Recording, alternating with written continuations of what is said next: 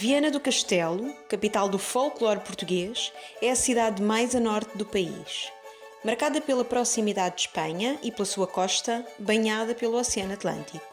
É detentora de um património histórico de diversos estilos, renascentista, manuelino, barroco e arte déco, como são exemplo o imponente santuário diocesano do Sagrado Coração de Jesus, cuja construção foi inspirada na Basílica de Sacré-Cœur, em Paris, a Igreja da Senhora da Agonia, o Castelo de Santiago da Barra, a sede de Viana, os diversos museus, assim como as estátuas imponentes espalhadas pelo centro histórico.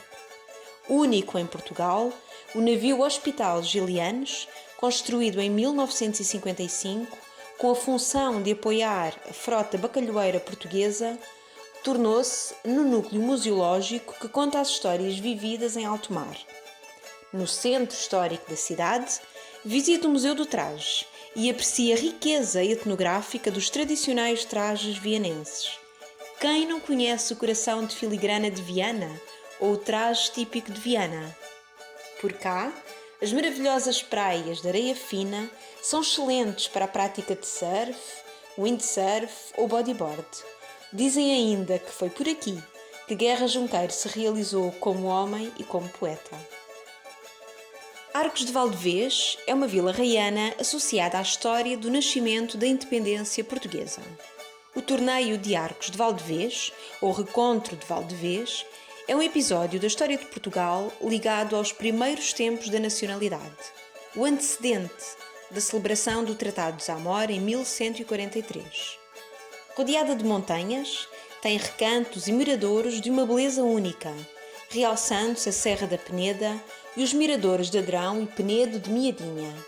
Sistelo, conhecido como o Pequeno Tibete português, é famoso pelos seus socalcos, que surgem pela necessidade de aumentar a superfície agrícola e de contrariar os declives. A Porta do Mesio é uma das 5 portas do Parque Nacional da Peneda Gerês, que dá passagem para uma imensidão de montanhas e vales, do Soajo e Peneda.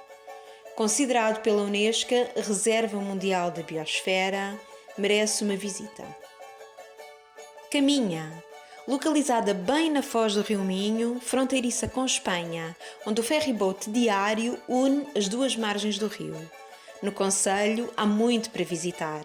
O interessante conjunto de casas manuelinas e renascentistas, na pitoresca Rua Direita, conhecidas pelas 8 casas, o Pinhal do Camarido, de origem medieval, a belíssima Praia de Moledo, o Moinho da Lira, o Açude do Pincho, as muralhas, a igreja, a Torre do Relógio, o chafariz do Terreiro, entre outros.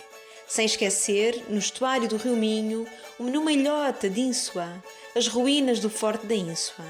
No seu interior, há uma coisa rara em pleno mar, um poço de água doce. Em Vilar de Mouros, terra de beleza rústica, realiza-se um festival de música moderna que foi o primeiro do género a ter lugar em Portugal. No concelho de Melgaço, podemos apreciar 2 tipos de paisagem. Uma, ladeada pelo Rio Minho, com campos trabalhados, vinhas e outras culturas de subsistência. E a outra margem, com o relevo mais montanhoso, que vai desde a freguesia de Fiães a Castro Laboreiro, integrando o Parque Nacional da Peneda Gerês. Aqui, pode visitar dólmenes, gravuras rupestres, núcleos castrejos, pontes celtas e romanas.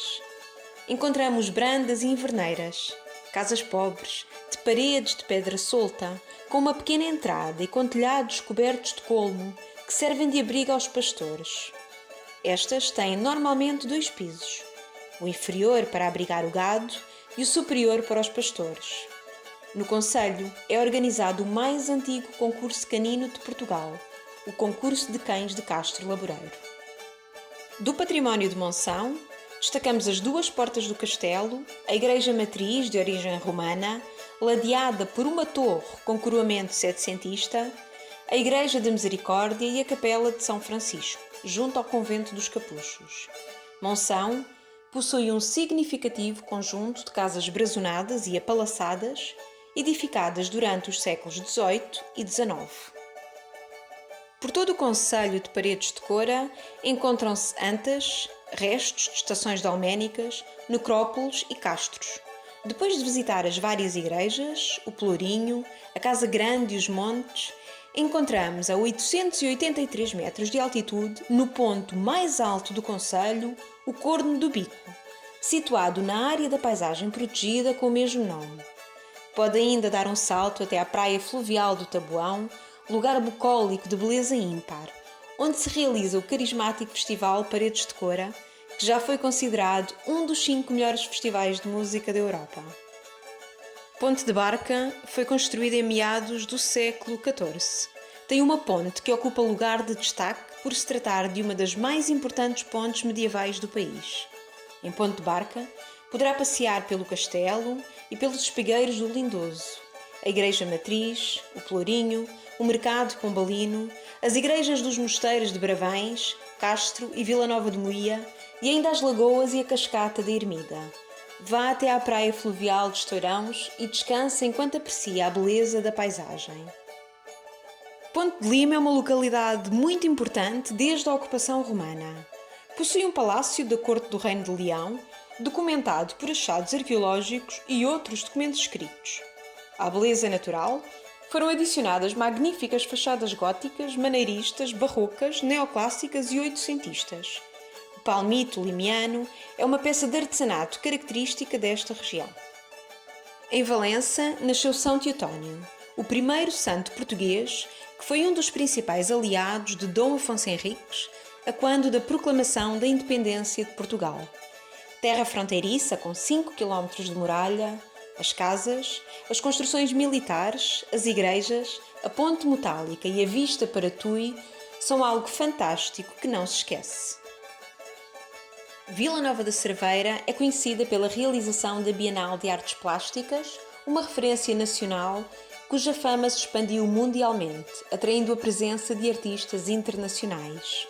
Entre a vila e o rio, encontram-se as ruínas do castelo medieval e da antiga praça, e de dentro das muralhas está o Pelourinho do século XVI, a Igreja Setecentista da Misericórdia e a antiga Casa da Câmara. Visite o castelo e as suas 7 torres, mandado construir por Dom Dinis, assim como a Igreja Matriz e o Solar dos Castros. Não deixe de ir ao Forte de Levelho, construído para fechar o cerco a qualquer tentativa de passagem pelo Rio Minho, a quando da guerra com a nossa vizinha Espanha.